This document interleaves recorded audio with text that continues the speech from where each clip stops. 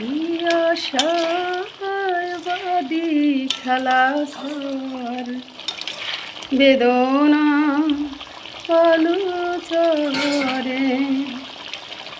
তো বন্ধুরা, আমরা মনে কত আশা নিয়ে ঘর বাঁধার স্বপ্ন দেখি, তাই না? তো কিছু কিছু নদীর বা সমুদ্রের স্রোত আসে, সেই স্রোতে হয়তো ভাসিয়ে নিয়ে যায়, আবার নয় ডুবিয়েও নিয়ে যায়। আবার কিছু কিছু স্রোতে সুখের স্বর্গ করে দেয় জীবনে। আর স্রোত আসলে দেখবে নদীর বা সমুদ্রের কূলের জলে ভরে যায়, তখন কিন্তু বালু বালু দেখা যায় না। আর যখন ভাটা চলে আসে বা ভাটা পড়ে যায় তখন দেখবে বালু চর পড়ে থাকে।